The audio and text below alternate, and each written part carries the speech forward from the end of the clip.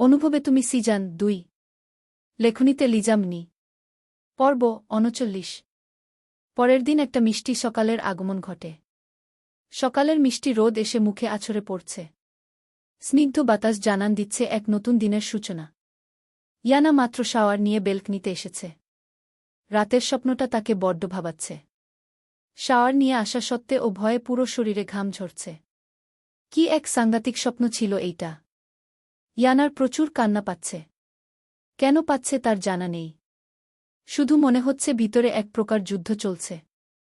অগ্নির গুলিবিদ্ধ বুকটার কথা মনে পড়তেই ভিতরটা ধুমড়ে মুচড়ে ভেঙে আসতে চাইছে। ইয়ানা ঠোঁট চেপে কান্না আটকাতে চায়। কিন্তু এরপর ও চোখ গড়িয়ে পানির বন্যা হতে থাকে। বারবার চোখের পানি নিবারণ করছে আর নাক টানছে। কেন কান্না করছে ও? কার জন্য কান্না করছে? ওই হৃদয়হীন লোকটার জন্য। কি যায় উনার কাছে আমার কান্না, কষ্ট? উনি তো বুঝে ও বুঝেন না। উনার আঘাত দেখলে আমার সহ্য হয় না। এক অনিশ্চিত ভবিষ্যতের সাথে যুক্ত হয়ে আছেন উনি। ইয়ানা কিছুক্ষণ মন খুলে কাঁদে। সামান্য হেঁচকি উঠে গেলে চোখ মুখ খিচে কান্না নিবারণ করার চেষ্টা করে। কিছুক্ষণ জিম মেরে দাঁড়িয়ে থাকে রেলিং এ ধরে। কিছুটা শান্ত হয়ে নাক মুখ মুছে রুমের ভিতরে যায়। রুমে প্রবেশ করতেই বিছানার দিকে তার নজর যায়। অগ্নি একটা কোলবালিশ আঁকড়ে ধরে এক কাত হয়ে শুয়ে আছে। ঘাড় আর কপাল ছুঁই ছুঁই চুলগুলো এলোমেলো হয়ে অগুছানোভাবে লেপ্টে আছে। ইয়ানা ধীর পায়ে অগ্নির কাছে গিয়ে দাঁড়ায়। চোখ যায় পিঠে, ঘাড়ে, গলায়। যেখানো ড্রাগন আর ও বিভিন্ন ট্যাটু করা। ইয়ানা এইসব দেখে একটা দীর্ঘশ্বাস ফেলে। মাঝে মাঝে অগ্নির পিঠে আর গলায় ড্রাগনের ট্যাটু দেখলে ভয় পেয়ে যায়। হঠাৎ তাকালে কেমন জীবন্ত লাগে। ফর্সা পিঠে ছোট ছোট কত ক্ষতের দাগ। ইয়ানা বিছানায় বসে অগ্নির পিঠের ক্ষত জায়গাগুলোতে স্পর্শ করে। সামনে লেপ্টে থাকা চুলগুলো ঠিক করে দেয়। অগ্নির মুখটা কি মায়াবী লাগছে। হালকা গোলাপি ঠোসগুলো বড্ড কাছে টানছে। কি বাচ্চামো লাগছে চেহারাটা। অথচ এই মায়াবী চেহারার আড়ালে লুকিয়ে আছে এক ভয়ঙ্কর মুখোশ। যার চোখে মুখে কোনো মায়া নেই। পিশাচের মতো মানুষ খুন করে। পৃথিবীর বেশিরভাগ বাজে কাজের সাথে যুক্ত। যার আতঙ্কে থরপথর করে কাঁপে। সেই ব্যক্তিটি কিভাবে নিশ্চিন্তে ঘুমাচ্ছে। তার সাথে আমার বসবাস। সেই ভয়ানক লোকটার সাথে এক বিছানায় থাকি। তার স্পর্শে বারবার হারিয়ে যায়। আচ্ছা, আমার কি সবার মতো ভয় করে না? করে তো অবশ্য হয়। অজানা এক ভয় হয়। উনাকে ঘৃণা করার ভয়, অজানা এক ভবিষ্যতের ভয়, যদি উনার কিছু হয়ে যায় সেই ভয়, যদি কোনোদিন আমার ধৈর্যের সীমা হারিয়ে ভুল কিছু করে ফেলি সেই ভয়, আপনাকে হারানোর ভয়। আপনার রাগটাকেও প্রচুর ভয় হয়। অথচ অধিকার দেখিয়ে চোখে চোখ রেখে কথা বলি। অগ্নির মুখটার দিকে তাকিয়ে ইয়ানা নিচের ঠোঁট কামড়িয়ে হালকা হাসে। অগ্নির বুকের গুলিবিদ্ধ জায়গাটায় ইয়ানা ঝুঁকে সামান্য ঠোঁট ছুঁয়ে দেয়। এরপর দুই গালে আলতো চুমু খেয়ে সোজা হয়ে বসে। অগ্নির দিকে তাকিয়ে তার কানের কাছে গিয়ে হিসিয়ে বলে, জানেন কতটা মায়াবী লাগছে আপনাকে। খারাপ মানুষের চেহারায় আলাদা এক মায়া থাকে, সেটা লোকের মুখে শুনতাম।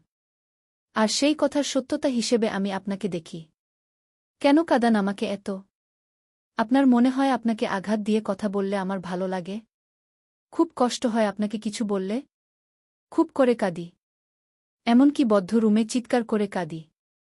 কেন কান্না করি জানেন? আপনাকে হারিয়ে ফেলার ভয়ে। আমাদের সংসারটা তো সুন্দর করেই সাজিয়েছিলাম। হঠাৎ করে এক ঝড় এসে সব ধ্বংস করে দিল। আমাদের কি আর কখনো একটা সুন্দর একটা সংসার হবে না মি চৌধুরী? আমি তো খুব সাধারণ ঘরের একটা মেয়ে, যার কাছে ১,০০০ টাকাও অনেক। আমার মতো এমন সাধারণ মেয়েকে আপনার মতো মিলিয়ন, ট্রিলিয়ন ডলারের মালিক কেন বিয়ে করল? যার কোটি টাকার ব্রোড্যান্ড না হলে সে জামা ছুঁয়েও দেখে না। সে বিয়ে করেছে আমাকে। কথাটা আমাকে আজও বড্ড ভাবায়।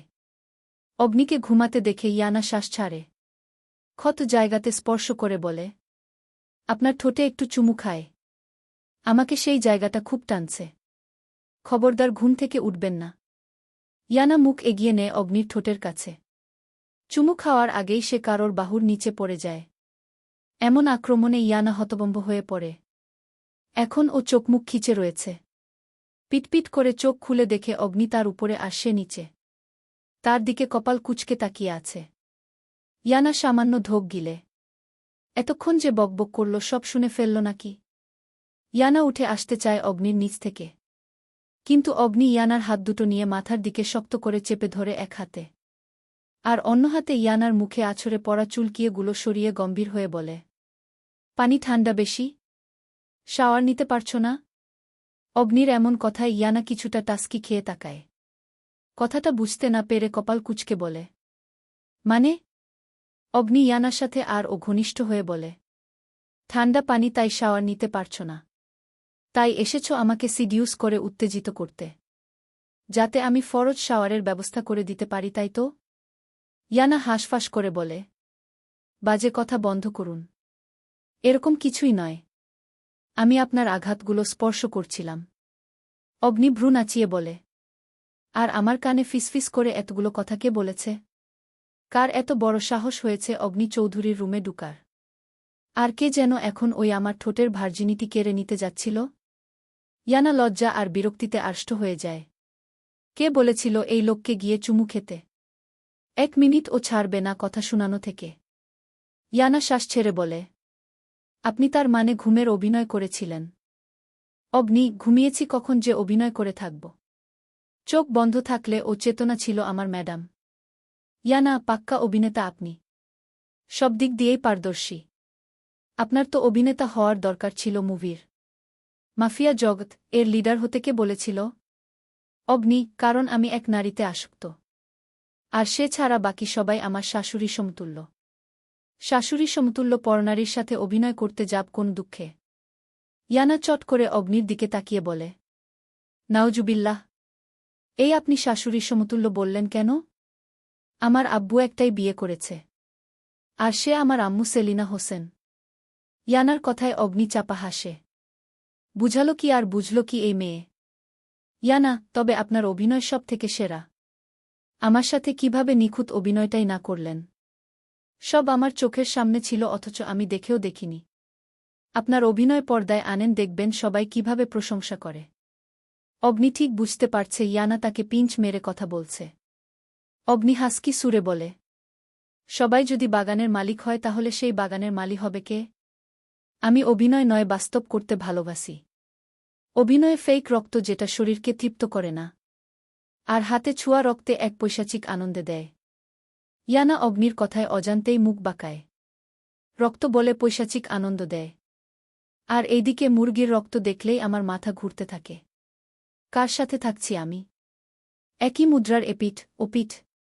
ইয়ানা, এইভাবে চেপে ধরে রাখবে না আমাকে? উঠতে দিবেন না? অগ্নি ঠেট কামড়ে বলে, তুমি সুস্থ থাকলে তো রুমে 1 সপ্তাহের লকডাউন দিতাম। আপাতত চুমুটা খেয়ে নেয়। ইয়ানা সাবধান সুরে বলে, একদম না। চুমু খেতে গিয়েও আপনি নিজের মধ্যে থাকেন না। অগ্নি ইয়ানার সাথে ঘনিষ্ঠ হয়ে বলে, সেটা আমার কাছে আসার আগে মাথায় রাখা উচিত ছিল। ইয়ানা, আমি কখন আর বলতে পারেনি। অগ্নি ইয়ানার ঠোঁট চেপে ধরে নিজের ঠোঁট দিয়ে। ইয়ানা ছুটার জন্য অস্থির হয়ে গিয়েছে। অগ্নির এক হাত ইয়ানার উন্মুক্ত কোমর চেপে ধরে। সেখানে হাতের অবাধ্য বিচরণ। অন্য হাত ইয়ানার 2 হাত একত্রে চেপে ধরেছে মাথার দিকে। ইয়ানা ছুটার চেষ্টা করে কিন্তু পারে না। জিম করা এই সুঠামদেহির সাথে শক্তি দেখানো বোকামি ছাড়া আর কিছুই নয়।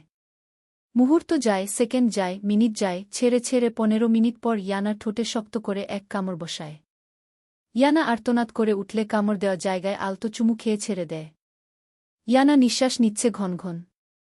হাঁপিয়ে উঠেছে। আর কিছুক্ষণ থাকলে পরপরের টিকিট হাতে চলে আসত। অগ্নি উঠে আসে ইয়ানার উপর থেকে। বিছানা থেকে নেমে তবদা লেগে থাকা ইয়ানার দিকে তাকিয়ে গম্ভীর হেসে ওয়াশরুমে চলে যায়। ওয়াশরুমের দরজা লাগানোর শব্দ শুনে ইয়ানার হুঁশ ফিরে আসে। ইয়ানা উঠে হেডবোর্ডে হেলান দিয়ে বসে। এরপর মোবাইলের স্ক্রিনে নিজের অসহায় ঠোঁট আর গলা দেখে নেয়। ঠোঁটে রক্ত না আসলো, লাস্টে কামড় দেওয়া জায়গাটা লাল হয়ে ফুলে উঠছে। ইয়ানা বিছানা থেকে নামে। ফুলে উঠার আগেই উনার জন্য খাবার নিয়ে আসি। পরে এইসব দেখলে লজ্জার জিনিস। ইয়ানা সিঁড়ি দিয়ে নিচে নেমে সোজা কিচেন রুমে যায়। লিভিং রুমে সাজিদ চৌধুরী আর শিখা চৌধুরী বসে চা খাচ্ছেন। তাদের পরিপাটি দেখে মনে হচ্ছে তারা কাজের উদ্দেশ্যে বেরিয়ে যাবেন। ইয়ানা লিভিং রুমে গিয়ে তাদেরকে সালাম দিয়ে গুড মর্নিং জানায়। সাজিদ চৌধুরীর কাছে ইয়ানাকে খুব ভালো লাগে। আজকাল উশৃঙ্খল মেয়েদের থেকে আলাদা। নম্র, ভদ্র, বড়দের সম্মান করতে জানে।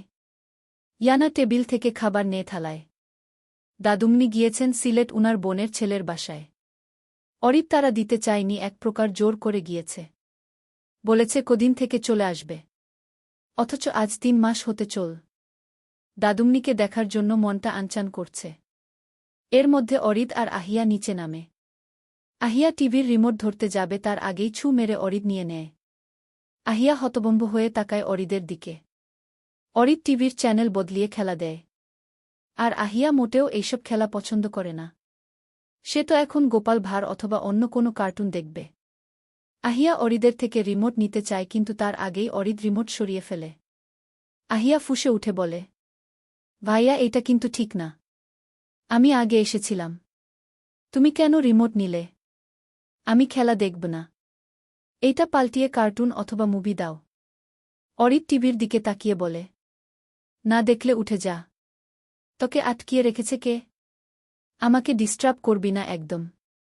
ডিস্টার্ব করলে বেল গাছে উল্টো ঝুলিয়ে রাখব। অরিদের কথায় আহিয়া ফুঁসে উঠে রিমোট নেওয়ার জন্য ধস্তাধস্তি শুরু করে। ধস্তাধস্তির এক পর্যায়ে আহিয়ার পা গিয়ে ডিভানের এক পাশের শক্ত স্থানে লাগতে দেরি। আহিয়ার লিভিং রুম ফাটিয়ে চিৎকার দিতে দেরি হয়নি। আহিয়ার চিৎকারে আরিদ হতভম্ব হয়ে যায়। করেছি কি আমি এই লিলিপুটকে? আহিয়ার কান্নাতে সাজিদ চৌধুরী আর শিখা চৌধুরী সেদিকে তাকায়। শিখা চৌধুরী হতাশ হয়ে আহিয়ার কাছে আসে।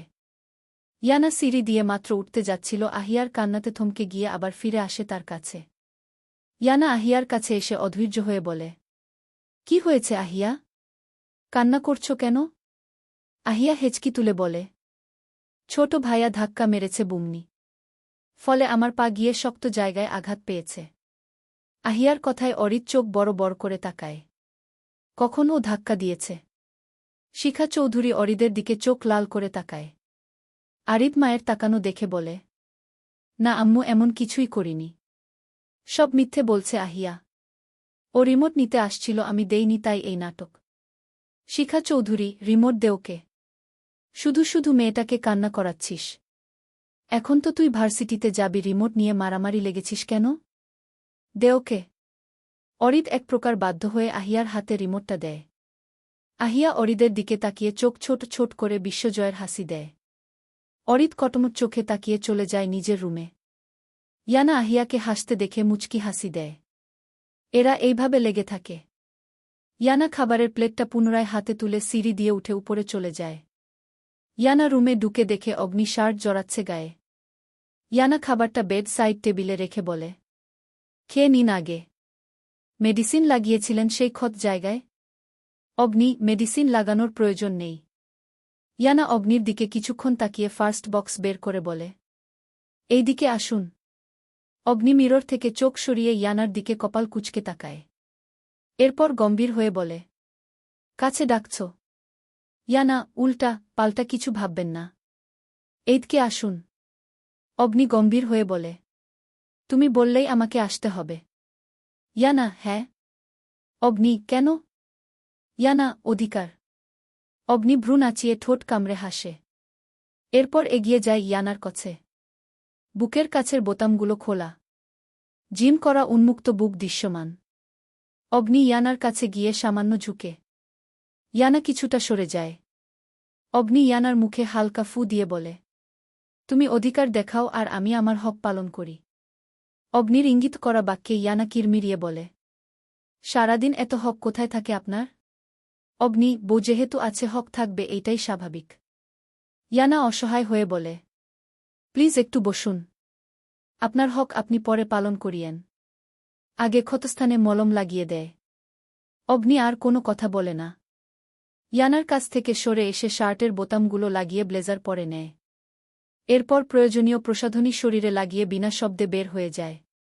ইয়ানা হা হয়ে তাকিয়ে আছে। এত ঘাড়তারা মানুষ ও হয়। ভার্সিটির ক্যাম্পাস থেকে মীরা ক্লাসরুমে যাচ্ছিল। প্রচুর গরম পড়েছে ইদানিং। উত্তপ্ত রোদে চারপাশে ভ্যাপসা গরম। মীরা ঘেমে একাকার অবস্থা। শরীরের কামিজটা লেপ্টে গিয়েছে। গলায় পেঁচানো উড়না দিয়ে ঘাম মুছে ভিতরে যেতে নেয়। এমন সময় একটা জুনিয়র মেয়ে এসে তার হাতে চিঠি ধরিয়ে বলে, আপু আপনাকে এই চিঠিটা দিয়েছে। সে নাকি আপনাকে পছন্দ করে তাই। মীরা সামান্য কপাল কুঁচকে বলে, কে দিয়েছে? মেয়েটা, ওই হোয়াইট কালার শার্ট পরা ছেলেটা। মীরা ছেলেটার দিকে তাকায়। ছেলেটা তার বন্ধুদের সাথে কথায় ব্যস্ত। মীরা সেদিক থেকে চোখ সরিয়ে নিয়ে চিঠিটার দিকে তাকায়। চিঠিটা দেখেই মাথায় রক্ত টকবুগিয়ে উঠে। প্রিয়তমা, আমি তোমাকে ভালোবাসি। তোমার ফিগার দেখে প্রথম দিন আমার চোখ আটকে গিয়েছিল তোমার প্রতি। তোমার এই ঠোঁটটা আমার কাছে যা লাগে না, তোমাকে বলে বুঝাতে পারব না। ইচ্ছে করে সেই ঠোঁটগুলো খেয়ে ফেলি। মীরা আর পড়েনি। এমন কুরুচিপূর্ণ চিঠি পড়ার সাহস হয়নি আর। নিজের শরীরের বর্ণনা একটা ছেলের মুখে শুনে মাথা গরম হয়ে যায়।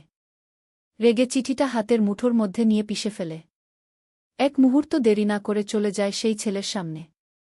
ছেলেটা কোনো মেয়েকে সামনে আসতে দেখে সে সহ তার বন্ধুরাও তাকায়। মীরা চিঠিটা ছেলেটার মুখে ছুঁড়ে দিয়ে হিতাহিতজ্ঞান হারিয়ে কষিয়ে এক থাপ্পড় মারে।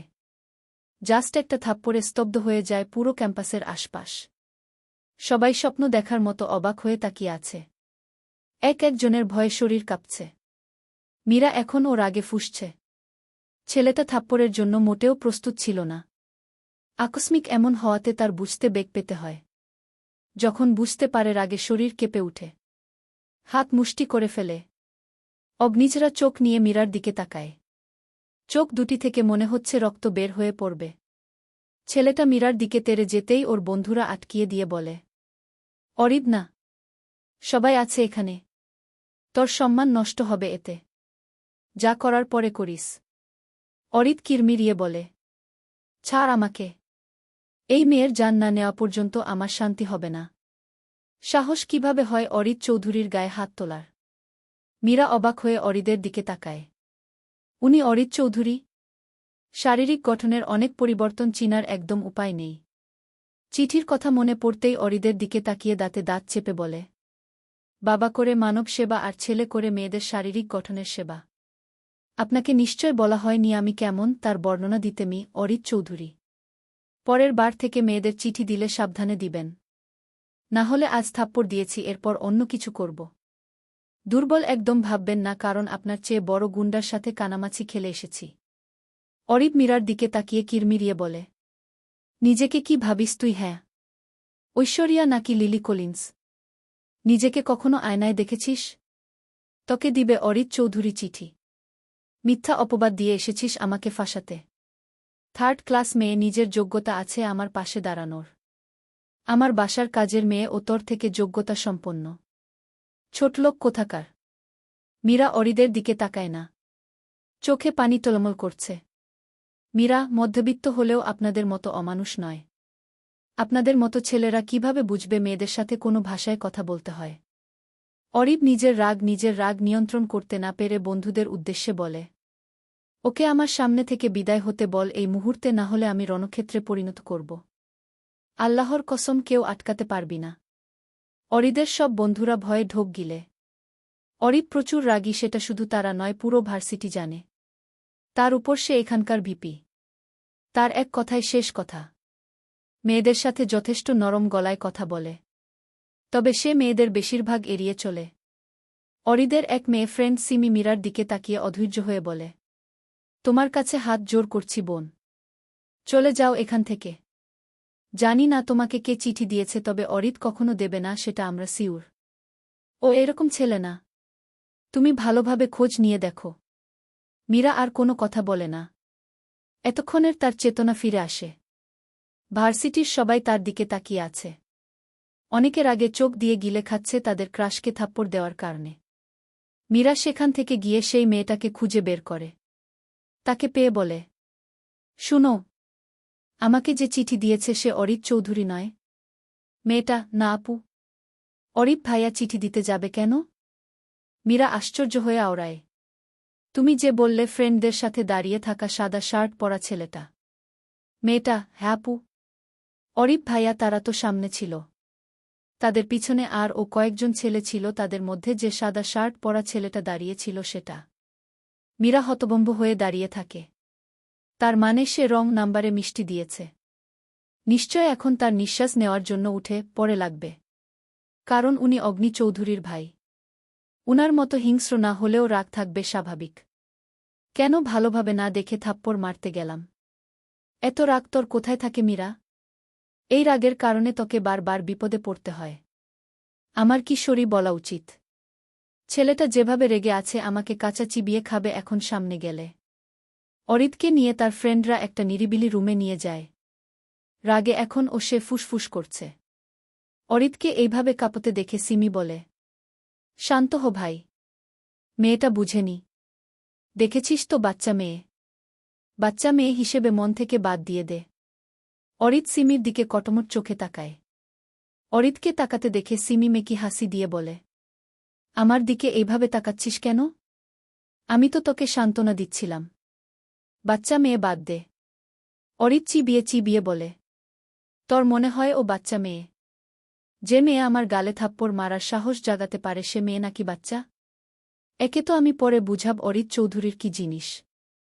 হারে হারে টের পাবে এই মেয়ে। এই একটা থাপ্পড় দেওয়ার কারণে ওর গালে 1000টা থাপ্পড় পড়বে। জিসান ভয়ে ভয়ে বলে, কি করবি তুই? অরিদ, সেটা সময় আসলে দেখে নিস।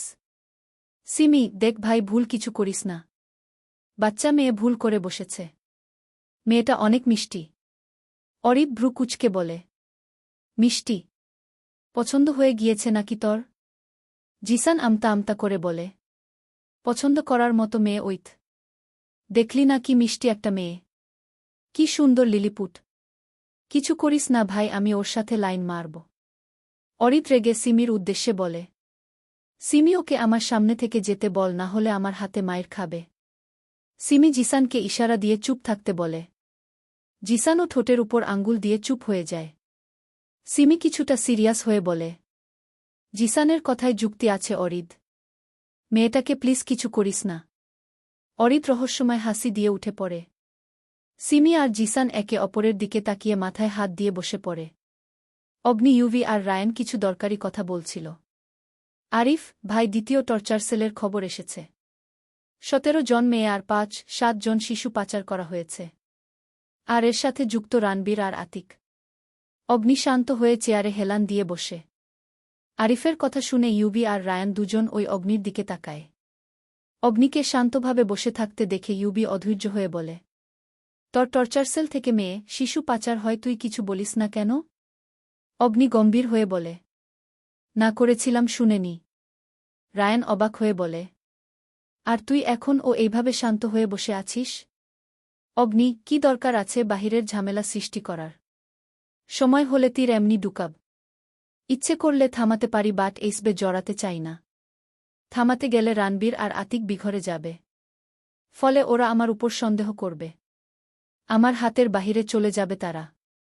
রায়ান, কিন্তু এতে তো মেয়েদের জীবন নষ্ট হচ্ছে। অগ্নি গম্ভীর হয়ে বলে, কয়জনকে আটকাবি তুই? প্রত্যেকটা দেশে আতিক আর রানবীরের মতো মেয়েভোগী আছে। আমি আজ তাদের আটকালাম, কি হবে তাতে? তারা টর্চার সেলে আর মেয়ে আনবে না, তাই তো? কিন্তু ওদের হাতে এখনও ক্ষমতা আছে অল্প হলেও। তারা অন্য জায়গায় পাচার করবে। তখন কিভাবে আটকাবো শুনি? যদি এখন আমি ওদের বিরুদ্ধে যাই, আমার কানামাছি খেলা ভেস্তে যাবে। নিজের কাজে ফোকাস করতেই বেশি স্বাচ্ছন্দ্য বোধ করি। অন্যরা কি করল, কি বলল, আই ডোন্ট কেয়ার। আরিফ চিন্তিত হয়ে বলে, ভাই, আপনাকে বারবার আক্রমণ করছে কারা তাহলে? অগ্নি নির্বিকার ভঙ্গিতে বলে, রায়হান, আরফ, তারা সবাই অবাক হয়ে অগ্নির দিকে তাকায়। ইউভি, কিন্তু রায়হান তো কানাডায় আছে। অগ্নি বিরক্তি নিয়ে বলে, বাংলাদেশে কি লোকের অভাব পড়েছে?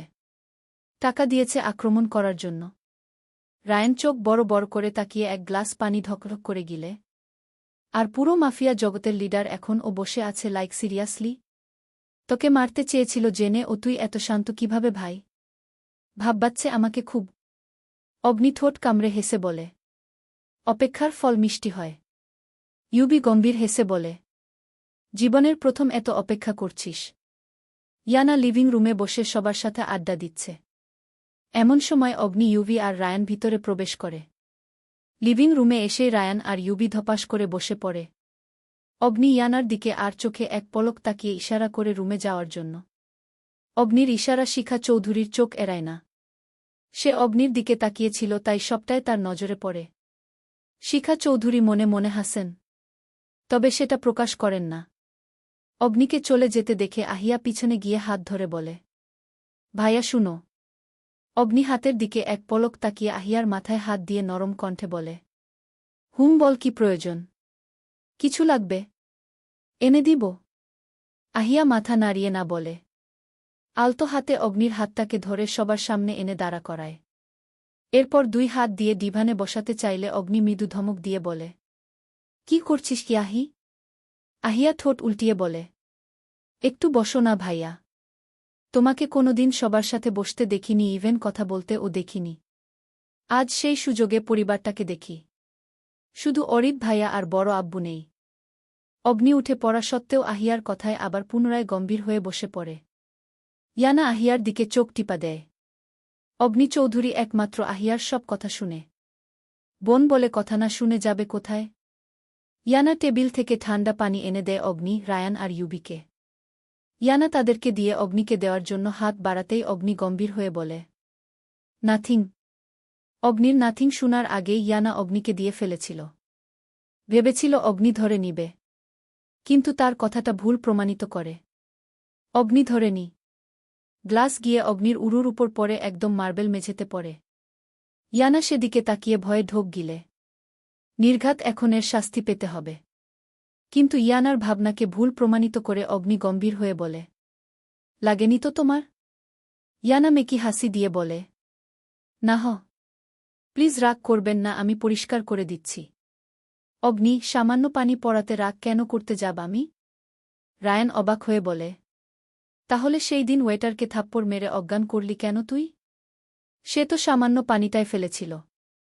অগ্নি রায়ানের দিকে কিরমিরিয়ে বলে, বউ আর ওয়েটার পার্থক্য কর, ইডিয়েট। ইয়ানা সেদিকে লক্ষ্য না করে রায়ানের উদ্দেশ্যে বলে, কি বলছেন ভাইয়া? থাপ্পড় মেরে অজ্ঞান করে ফেলেছিল? রায়ান, তুমি কোনোদিন থাপ্পড় খাওনি ইয়ানা? ইয়ানা সাবলীল উত্তর, অগণিতবার খেয়েছি ভাইয়া। রায়ান, অজ্ঞান হওনি কখনো? ইয়ানা মাথা নাড়িয়ে বলে, না রায়ান, তাহলে অগ্নি তোমাকে কখনো সে ভাবে থাপ্পড় দেয়নি? ওর থাপ্পড় খেলে তোমার অজ্ঞান হয়ে যাওয়ার কথা। ইয়ানা ভ্রু নাচিয়ে অগ্নির দিকে তাকায়। অগ্নি নির্বিকার ভঙ্গিতে বসে আছে। মনে হচ্ছে পাশে কিছু হচ্ছে না। অগ্নিকে এতক্ষণ বসে থাকতে দেখে শিখা চৌধুরী অগ্নির দিকে তাকিয়ে বলে, আমরা সারাদিন চিৎকার করে লোক জড়ো করে, ও যদি বলতাম প্লিজ এখানে একটু বসো, তুমি তো সে কথা কানেও তুলতে না। আহিয়া বলেছে একবার আর সাথে সাথে বসে পড়েছ। অগ্নি ডিভান থেকে উঠে গম্ভীর হয়ে বলে, বোন তো তাই। এরপর ইয়ানার দিকে তাকিয়ে কটমট চোখে বলে, ইনভাইটেশন কার্ড পাঠাতে হবে রুমে যাওয়ার জন্য। 2 মিনিট ও যাতে দেরি না হয়। অগ্নি বড় বড় পা ফেলে উপরে চলে যায়। ইয়ানা লজ্জায় হাঁসফাঁস করতে থাকে। মা আর ভাইয়াদের সামনে এইভাবে বলতে হল, নির্লজ্জ লোক। রায়ান নিজের হাসি আটকাতে না পেরে হাসি দিয়ে বলে, আপনি তাড়াতাড়ি যান মিসেস অগ্নি চৌধুরী, না হলে রুমের ভিতরে ঘূর্ণিঝড় শুরু হবে। ইয়ানা লজ্জায় মিহি সুরে বলে, যাচ্ছি ভাইয়া। সাইকোর গলায় ঝুলে পড়েছি আমি। কিছু করার নেই। ইয়ানা চলে যায় সেখান থেকে। ইয়ানা চলে যেতেই আহিয়া, ইউবি আর রায়ান উচ্চস্বরে হেসে উঠে। শিখা চৌধুরী, কতদিন থাকবে অগ্নি? জানিয়েছে কিছু তোদের? ইউবি গম্ভীর হয়ে বলে, কাল ওই চলে যাচ্ছিল। রায়ানের বিয়ের কথা বলে এক প্রকার আটকিয়ে রেখেছি। বিয়েটা সম্পন্ন হোক, এরপর আর না হয় কয়েকদিন থাকা হবে। ইয়ানা গুটিসুটি পায়ে ধীরে ধীরে রুমে প্রবেশ করছে। ইয়ানাকে এইভাবে আসতে দেখে অগ্নি কপাল কুঁচকে বলে, কচ্ছপের সাথে প্রতিযোগিতায় নেমেছ নাকি? ইয়ানা চোখ তুলে অগ্নির দিকে তাকায়। এরপর খাঁচায় বন্দি করে কাঠবিড়ালটাকে মুক্ত করে নিজের বুকের উপর রেখে অগ্নির কাছে যায়। এরপর বিছানায় উঠে উঠে গিয়ে পা সিটিয়ে বসে। ইয়ানা বিছানায় বসলে অগ্নি নিজের মাথাটা ইয়ানার উরুর উপর রাখে। ইয়ানা শিউরে উঠে, কেঁপে উঠে ওর সর্বাঙ্গে।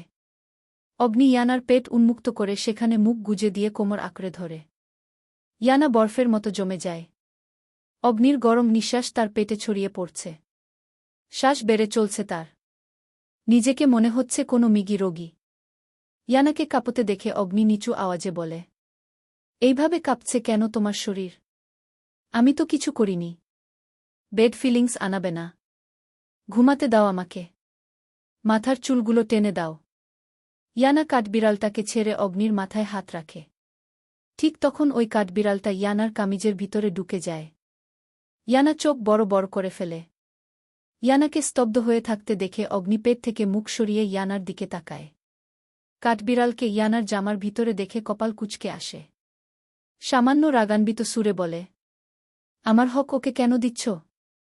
অগ্নির এমন কথায় ইয়ানা তাজ্জব বনে যায়। সে কাঠবিড়ালটাকে বের করে বলে, ও একটা কাঠবিড়াল, কোনো মানুষ নয়। অগ্নি পুনরায় আগের মতো শুয়ে বলে, I don't care.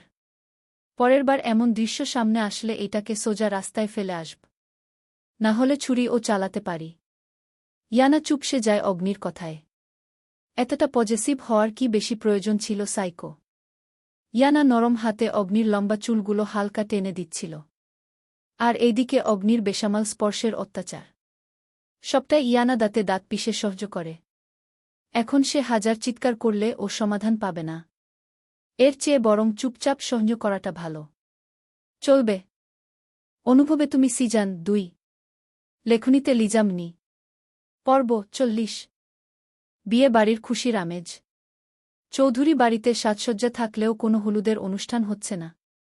Ryan, UV, অগ্নি এই ত্রয়ী এসব আনুষ্ঠানিকতা পছন্দ করে না। তাদের মতে বিয়ের সময় কবুল বললেই যথেষ্ট। কিন্তু সুমুদের বাড়িতে এখন উৎসবের আমেজ। হোল্লা পার্টির সবাই সুমুর পাশে। ইয়ানাকে মন খারাপ হয়ে বসে থাকতে দেখে অগ্নি কপাল ভাঁজ করে প্রশ্ন করে, এইভাবে বসে আছো কেন? ইয়ানা অগ্নির দিকে তাকায়। এরপর মন খারাপ করে বলে, হোল্লা পার্টি সবাই সুমুর কাছে, আর এইদিকে আমি একা।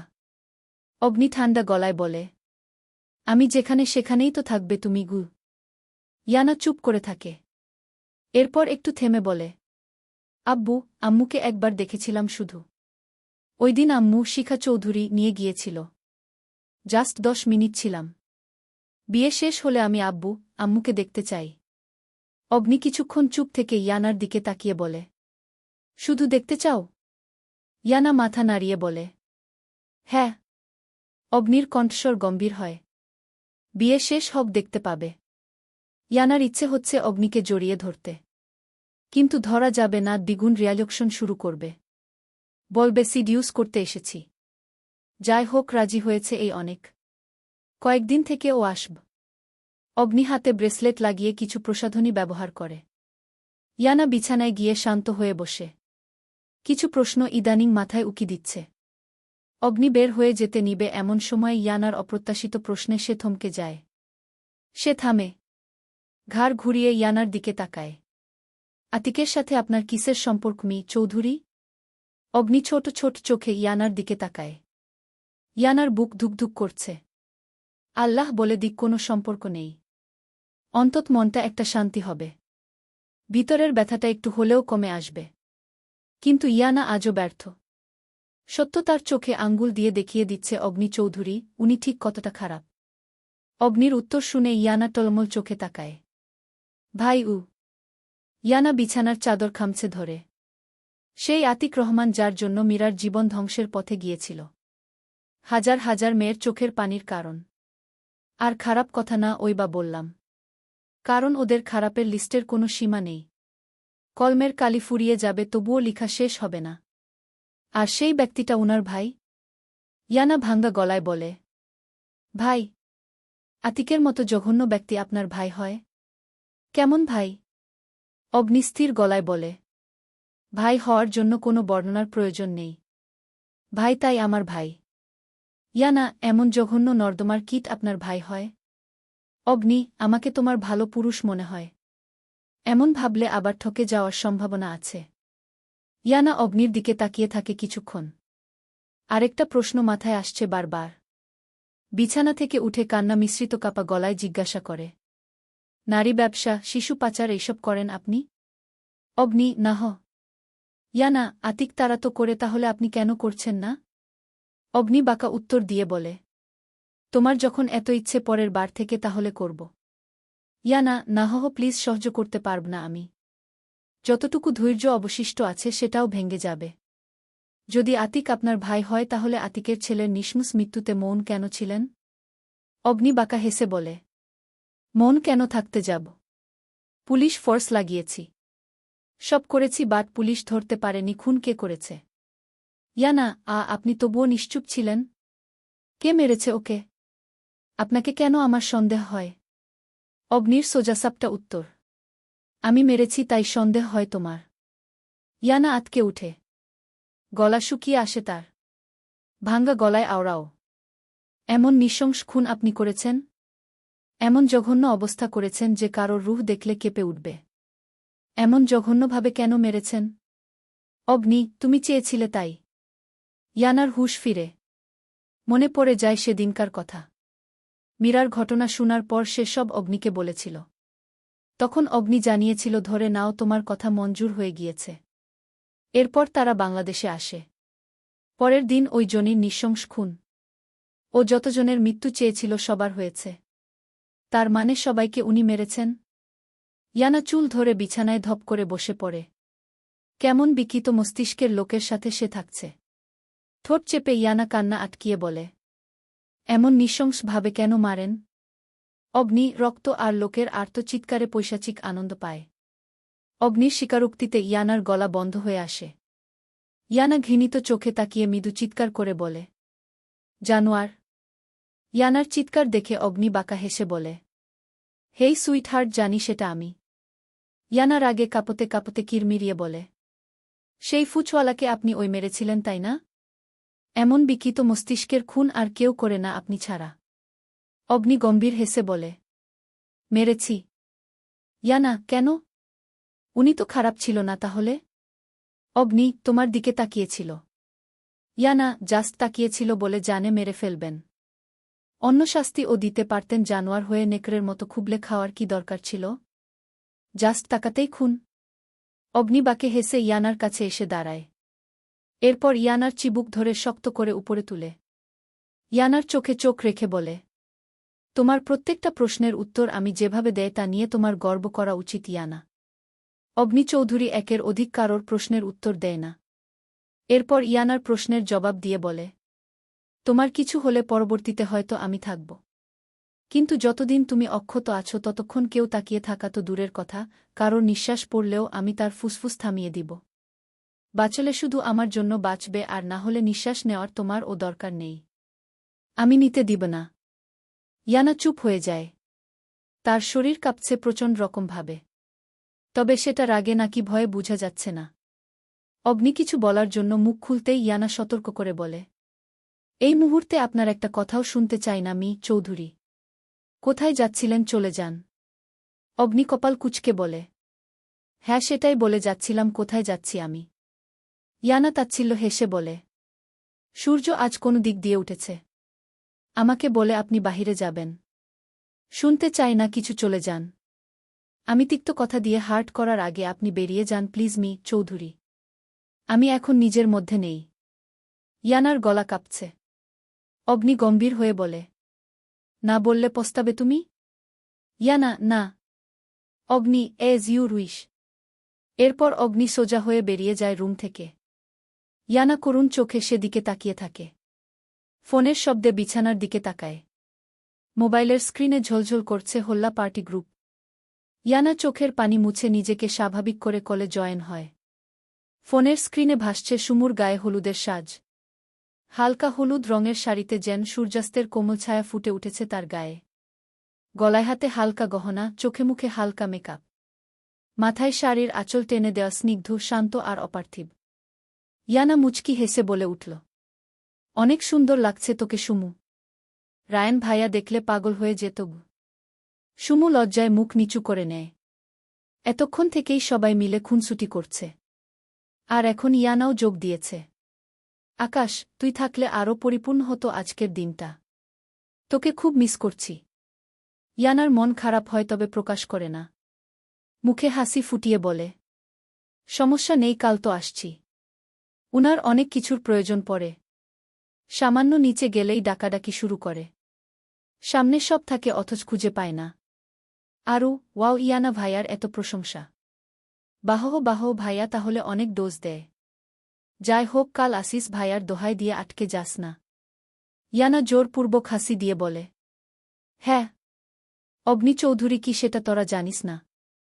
ইয়ানা তাচ্ছিল্য হাসি দিয়ে মনে মনে ভাবে, ভালো আছি, তবে প্রতিমুহূর্তে মানসিক যন্ত্রণা ভোগ করছি। এক খুনি গ্যাংস্টারের সাথে বাস করছি। এই নামের ভারটাই যেন তার বুকে পাথরের মতো চেপে থাকে। সে কি সত্যিই ভালো আছে? বাইরে থেকে হয়তো, কিন্তু ভিতরে প্রতিটি মুহূর্ত যেন মানসিক অত্যাচারের জ্বলন্ত ছুরি।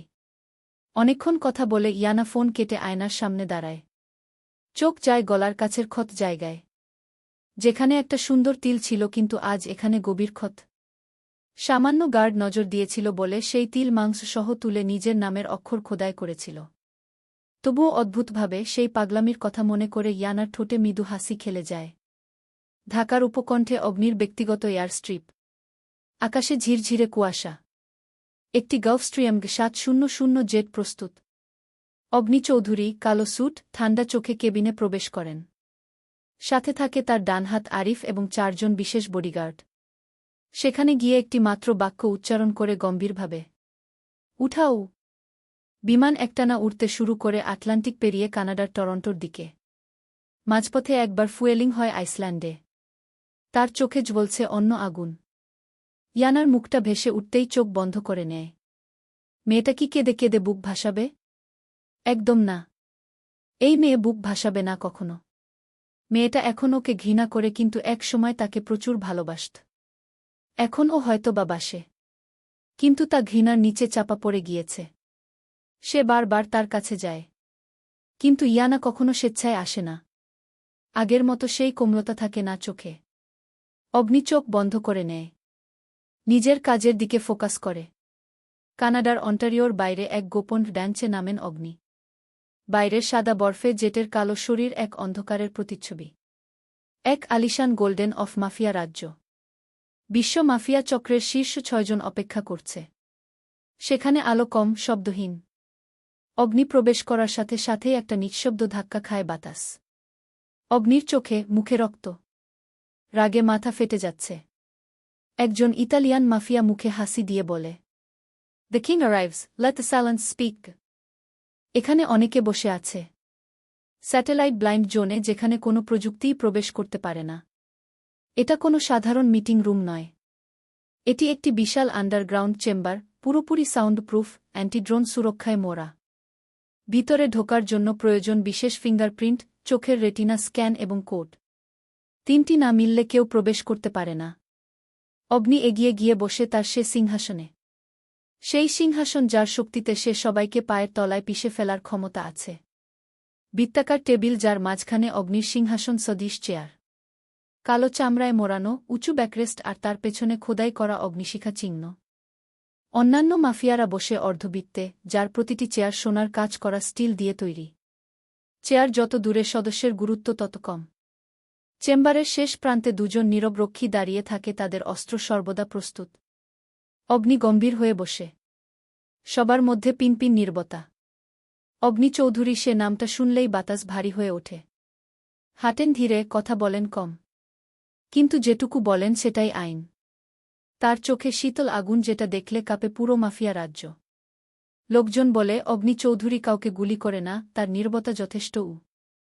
স্মার্ট স্যুট, রোলেক্স ঘড়ি, বুলেট প্রুফ ব্ল্যাক সার্ফ, তার চলন যেন নিঃশব্দ এক যুদ্ধ। তার হাত ধরলে রক্ষা, আর তার বিপক্ষে গেলেই নিঃশ্বাস বন্ধ। কানাডা থেকে নিউ ইয়র্ক, নিউ ইয়র্ক থেকে ব্যাংকক, তার অস্ত্রচক্র চলে নিশ্ছিদ্র অন্ধকারে। অথচ কারো কাছে প্রমাণ থাকে না। সকল নীরবতা ভেঙে অগ্নি উচ্চ আওয়াজে বলে, অস্ত্রগুলো রাখো এখানে।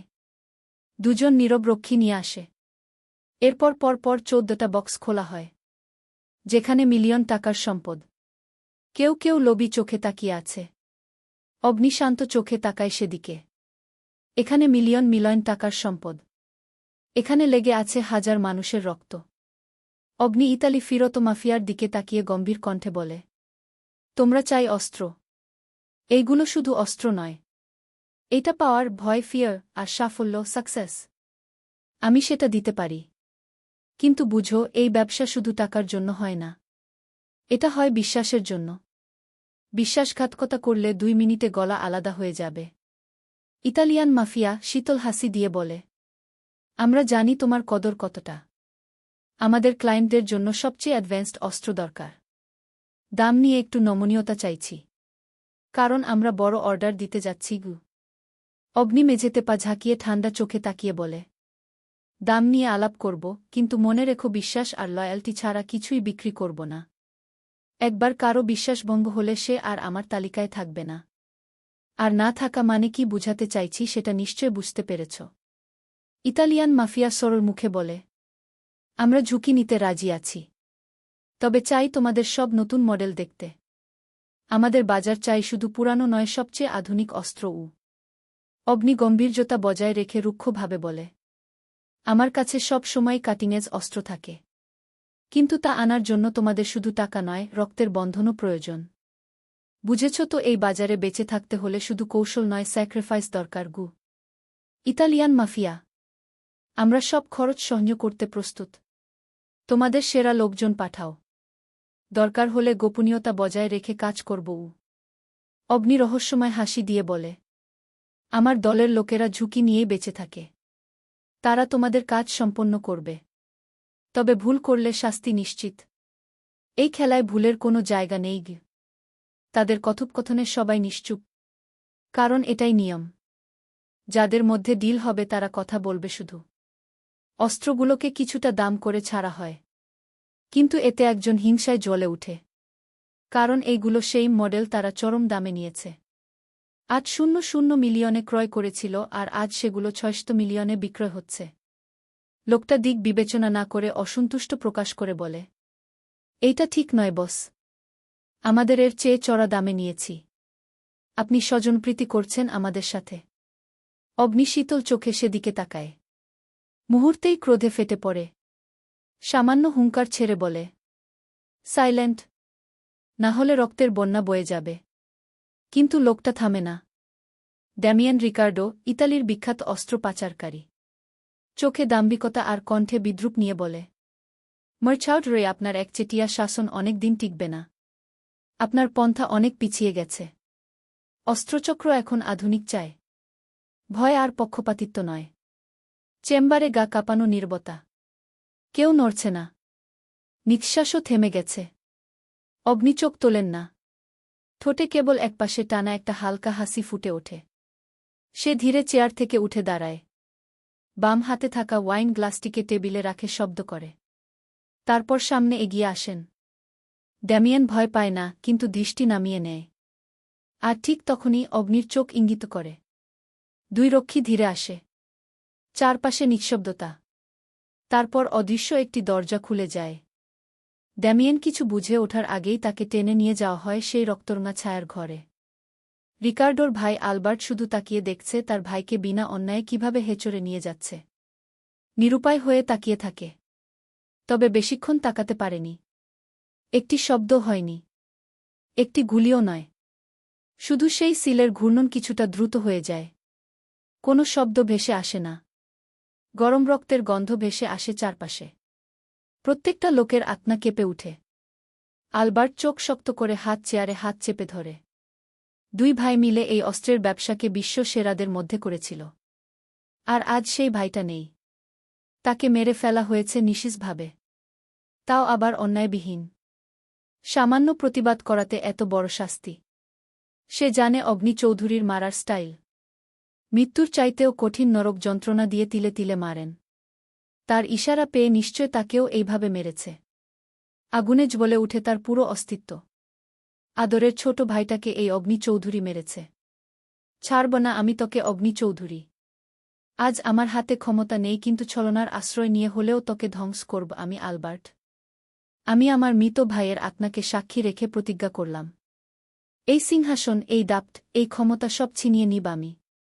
ভিতরে ক্রোধ আর ধ্বংসলীলা নিয়ে আলবার্ট শক্ত হয়ে বসে থাকে। যতক্ষণ পর্যন্ত এই সভা চলেছে ঠিক ততক্ষণ ধ্বংসের ফাঁদ এঁকেছে। পুরো দিন পেরিয়ে গিয়ে রাত এখন 1টা বাজে। রাত 10টা পর্যন্ত ইয়ানা ড্রয়িং রুমে বসে অরিত আর আহিয়ার সাথে আড্ডা দিচ্ছিল। তখন রেশব নামে তাদের আত্মীয় আসে। তার সাথে হ্যালো বলে ইয়ানা উপরে চলে আসে। রায়ান ভাইয়া আর ইউবি ভাইয়া তারা ও নেই। আরিফ ভাইয়াকেও দেখিনি সারাদিন। উনার মোবাইল বারবার অফ দেখাচ্ছে কেন? ইয়ানার চিন্তা হলেও মাথা ঘামায় না। শয়তানকে আবার কে মারতে আসবে? সে নিজেই বলবে আমার সঙ্গীকে মেরে আমি কি করব? ইয়ানা এইসব ভেবে ঘুমিয়ে গিয়েছিল। কিন্তু হঠাৎ ঘুম ভেঙে গেলে অগ্নিকে পাশে না পেয়ে চিন্তার ভাঁজ মাথায় হানা দেয়। ইয়ানার কিছুতেই মন টিকছে না। ওই দিন রাতের স্বপ্নটা মনে করে অধৈর্য হয়ে পড়ে। ইয়ানা বিছানা থেকে নেমে মেঝেতে পা রেখে দাঁড়ায়। এরপর এক পাশ থেকে উড়োনাটা নিয়ে গলায় পেঁচিয়ে রাখে। মোবাইলটা হাতে নিয়ে পুনরায় অগ্নির মোবাইলে ফোন দেয়। কিন্তু বারবার ওই বন্ধ দেখাচ্ছে। ইউবি তাদের নাম্বারে ফোন দিতে গিয়েও থমকে যায়। এত রাতে ফোন দেওয়াটা শোভা দেখায় না। তারা নিশ্চয় ঘুমাচ্ছে এখন। তারা যদি বাসায় এসে থাকে তাহলে উনি গেল কোথায়? ইয়ানার মস্তিষ্ক বলছে তুই কেন চিন্তা করছিস? তুই তো এখন আর ভালোবাসিস না, জাস্ট ঘৃণা করিস। কিন্তু মন বলছে ভালোবাসা কি সত্যি ভুলে যাওয়া যায়? ঘৃণা করলেই কি ভালোবাসা কমে যায়? শখের পুরুষকে কি এত সহজে আলাদা করা যায়? ইয়ানা নিরুপায় হয়ে বিছানায় বসে। উনি তো এর আগেও কতবার বাড়ি ফিরেনি।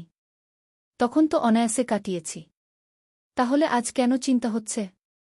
শুধুই কি স্বপ্নের জন্য? ইয়ানা বিছানা থেকে উঠে কিছুক্ষণ পায়চারি করে। মন বসছে না কিছুতেই। এইভাবে ছটফট করে রাত পার করে। শেষ রাতে দোলনায় ঘুমিয়ে যায় নিজের অজান্তেই। সূর্যের আলো আর পাখির কিচিরমিচির আওয়াজের শব্দ ভেসে আসে কানে। ইয়ানা পিটপিট করে চোখ মেলে তাকায়। মাথাটা ব্যথা করছে। আকস্মিক মনে পড়ে রাতের ঘটনা। অগ্নি বাড়িতে আসেনি আজ। কাল সকাল 9টার সময় বেরিয়েছে আর কোনো খোঁজ নেই। ইয়ানা ওয়াশরুমে ফ্রেশ হয়ে নিচে নেমে আসে। শেষ রাতে ঘুমানোর জন্য অনেক বেলা হয়ে গিয়েছে। এখন 9টার কাছাকাছি। ইয়ানা সিঁড়ি বেয়ে নিচে নামে। ইউবি আর রায়ানকে দেখে ঠোঁটের কোণে হাসির ঝিলিক ফুটে উঠে। তারা সবাই বসে কফি খাচ্ছে। ইয়ানা সবাইকে সালাম জানায়। সাজিদ চৌধুরী মন্ত্রিত্ব নিয়ে বাহিরে গিয়েছেন। আহিয়া স্কুলে চলে গিয়েছে। অরিত জিমে গিয়েছে। নিচে শুধু শিখা চৌধুরী, ইউবি, রায়ান আর রেশ বসা। ইয়ানা ইউবি তাদের উদ্দেশ্যে বলে, ভাইয়া উনি কোথায় আছেন? ইউবি ভেবেছে ইয়ানা সব জানে। তাই কফি খাওয়া অবস্থায় হাসি মুখে উত্তর দেয়, মাফিয়া প্যালেস থেকে মেবি বাড়িতে চলে গিয়েছে। কথা হয়নি তোমার সাথে আর? ইয়ানা চট করে তাকায় ইউবির দিকে। অবাকের চরম পর্যায়ে পৌঁছেছে। উনার মাফিয়া প্যালেস তো কানাডায়। ইয়ানা অবাক হয়ে বলে, মানে উনি এখন কানাডায়? ইউবি, রায়ান ইয়ানার অবাক হওয়া চেহারার দিকে তাকায়। কিছু একটা ভেবে রায়ান গম্ভীর হয়ে জিজ্ঞাসা করে, কেন তুমি জানতে না অগ্নি যে কানাডায় গিয়েছে? ইয়ানার গলা কাঁপছে। বুক ভেঙে আসছে। কান্না আটকানোর চেষ্টা করে বলে, না ভাইয়া আমি জানি না। আমাকে বলে যায়নি। তারা কিছুটা অবাক হয়। অগ্নি বলে যায়নি তাও আবার ইয়ানাকে? রায়ান, আমরা ও জানতাম না। আমাদের যাওয়ার সময় ট্যাক্স পাঠিয়ে গিয়েছে।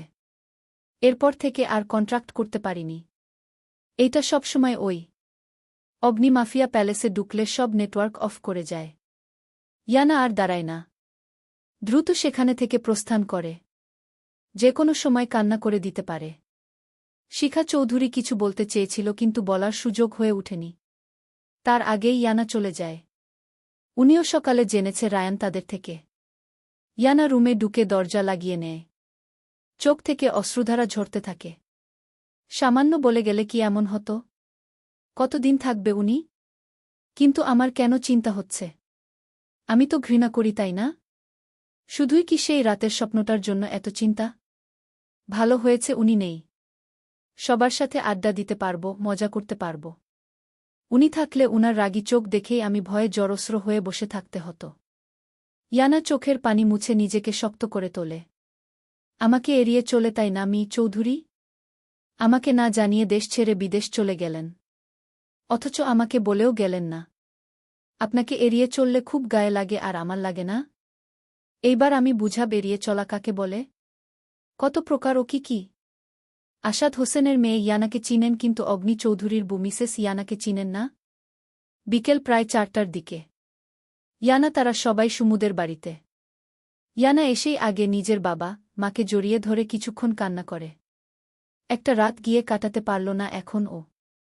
শিখা চৌধুরী অগ্নির কথা জিজ্ঞাসা করলে ইয়ানা আমতা আমতা করে উত্তর দেয়, ওই আম্মু উনি ব্যবসার কাজে বাহিরে যেতে হয়েছে কাল। আসাদ হোসেন কপাল কুঁচকে জিজ্ঞাসা করে, এত দ্রুত? ইয়ানা, প্রাইভেট জেট দিয়ে গিয়েছে। আসাদ হোসেন হাসি দিয়ে বলে, ওহো আচ্ছা গি। ইয়ানা মলিন হাসে। জানা নেই অগ্নির সম্পর্কে কতদিন লুকিয়ে রাখা যাবে। বাবা উনার ব্যাপারে জানলে শুরু হবে আরেক ঝামেলা। সহ্য করতে পারবে না। বাবা নিয়ে চলে আসতে চাইবে কিন্তু উনি কি আসতে দিবে? অগ্নির একটা কথা মনে পড়ে যায়। তোমাকে কেউ আমার থেকে আলাদা করতে চাইলে সে আর দুনিয়ার আলো দেখার সুযোগ পাবে না। সে যত কাছের লোক হোক না কেন। ইয়ানা এইসব মনে করে ভয়ে ঢোক গিলে। কয়দিন এই চাদর দিয়ে ঢেকে রাখা যাবে? 5 বছর? 10 বছর? কিন্তু এরপর কি হবে? ইয়ানা বাবা মায়ের সাথে সাক্ষাৎ করে চলে যায় হোল্লা পার্টির কাছে। ইয়ানাকে পেয়ে সবাই এক প্রকার ঝাঁপিয়ে পড়ে। মীরাও এসেছে। কয়েকদিনে তাদের মধ্যে বেশ বন্ধুত্ব ঘরে উঠেছে। ইয়ানা রুয়ানাকে জড়িয়ে ধরে চুমু খায়। অবনী জড়িয়ে ধরে বলে, কেমন আছো আপু? ইয়ানা, এই তো ছোট বোন ভাবি ভালো আছি। তুমি কেমন আছো? ভাবি ডাকে অবনী কিছুটা লজ্জা পায়। অবনীকে লজ্জা পেতে দেখে ইয়ানা ঠাট্টা করে বলে, এই যে মিসেস আকাশ লজ্জা পেলে চলবে না। এই বাদরটাকে সোজা করা তোমার কাজ। অবনী মুচকি হাসি দেয়। সুমু, ভাইয়া আসেনি ইয়ানা? ইয়ানা মুচকি হাসি দিয়ে বলে, দেশে নেই। ব্যবসায়িক কাজে কানাডায় গিয়েছেন। আকাশ অবাক হয়ে বলে, রায়ান ভাইয়া তো উনার বেস্ট ফ্রেন্ড। আর আজ এমন মুহূর্তে উনি নেই। ইয়ানা নিঃশ্বাস ছেড়ে বলে, মনে হয় বেশি প্রয়োজনীয়। আকাশ, কিছুক্ষণের মধ্যে কাজই চলে আসে। সুমুকে নিয়ে যাওয়ার জন্য ডাকা হয়। ইয়ানা সুমুকে হাত স্পর্শ করতে যায়। কিন্তু সে অবাক হয়ে হা করে তাকায় সুমুর দিকে। ইয়ানা নিজের হাসিকে আটকাতে না পেরে উচ্চস্বরে হেসে উঠে। ইয়ানার হাসিতে সবাই ভরকে যায়। সুমু ও কিছুটা কপাল কুঁচকে তাকায়। রুহান ইয়ানার মাথায় গাঁটটা মেরে বলে, এই বলদি পাগলের মতো এইভাবে হাসছিস কেন? ইয়ানা নিজের হাসিকে কোনো মতে থামিয়ে বলে, ভাই সুমুকে দেখ। মিগি রোগীর মতো ওর শরীর কাঁপছে। মনে হচ্ছে শীতকালে ঠান্ডা পানি দিয়ে পুকুর থেকে গোসল করে এসেছে। ইয়ানার কথা শুনে সবাই সুমুর দিকে তাকায়। সুমু অপ্রস্তুত হয়ে বলে, নার্ভাস ভাই প্রচুর। কাঁপব না তো নাচব। জীবনের প্রথমবার বিয়ে করছি। আরও সাধারণত মানুষ কতবার বিয়ে করে? অবনী, বাদ দাও এইসব। সুমু আপু, চিন্তা করো না, জাস্ট গিয়ে বসবে আর সব অনুসরণ করবে। আহামরি কোনো পরিস্থিতিতে যাবে না। আর তাছাড়া এখানে বাহিরের কেউ তো নেই, সব আত্মীয় স্বজন তোমার পরিচিত। অবনীর কথায় সুমু কিছুর আশ্বাস পায়। আকাশ অবনীর দিকে তাকিয়ে কপাল কুঁচকে বলে, তুই কিভাবে জানিস এত কিছু? অবনী, বিয়ে হয়েছে আমার। অবিবাহিত নাকি আমি? সব নিয়ম কানুন আমার জানা। আকাশ নিজের সার ঠিক করতে করতে বলে, রুয়ানা কান বন্ধ কর। রুয়ানা আচমকা তাকিয়ে বলে, কেন আমি কান বন্ধ করব কেন? আকাশ, চকলেট দিব এক বক্স প্রমিস। চকলেটের কথা শুনে রুয়ানা সাথে সাথে কান চেপে ধরে। সবাই উৎসুক হয়ে আকাশের দিকে তাকিয়ে আছে কি বলবে সেটা শোনার জন্য। আকাশ বিছানা থেকে উঠে সবার দিকে তাকায়। সবাইকে এইভাবে তাকিয়ে থাকতে দেখে আকাশ ভ্রু নাচিয়ে বলে, এইভাবে তাকিয়ে আছিস কেন? হিসু করতে যাব। আকাশের এমন কথায় সবার কপালে ভাঁজ পড়ে যায়। তারা ভেবেছিল কোনো কথা বলবে। রুইকে যেভাবে কান বন্ধ করিয়েছে ভেবেছে কি না কি বলবে। তাই তারা সবাই উৎসুক জনতার মতো তাকিয়েছিল।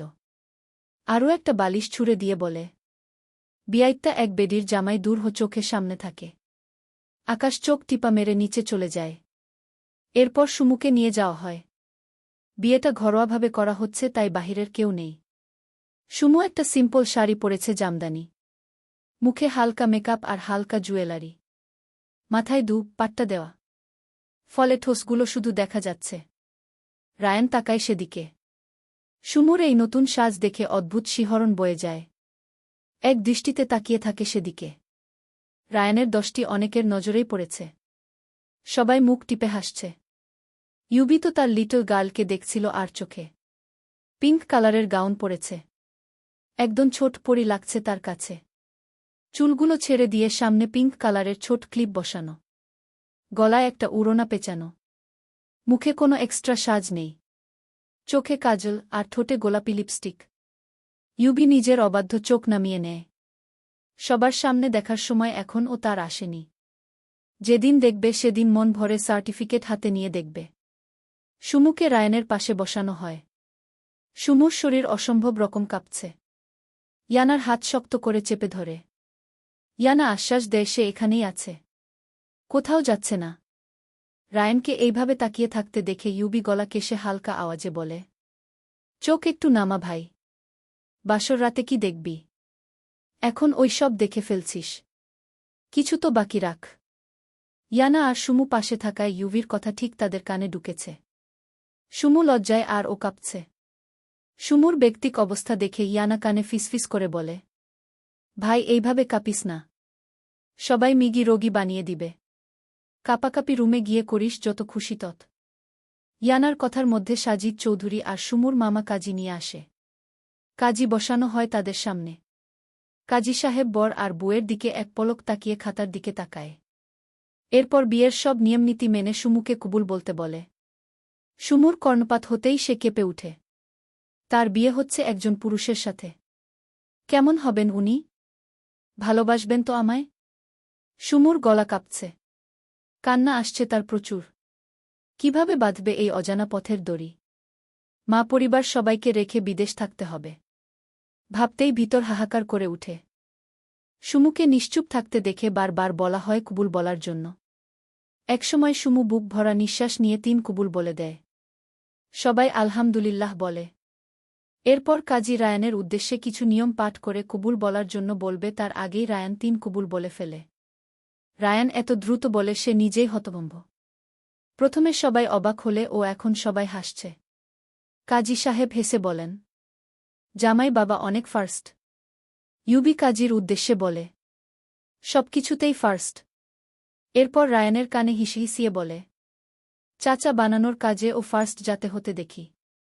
আফটার অল তুই সবকিছুতেই ফার্স্ট বয়, শুধু অগ্নিকে বাদে। রায়ান, কাল ওই শুনতে পাবি খুশির খবর। ইউবি চট করে তাকিয়ে বলে, কি স্যার?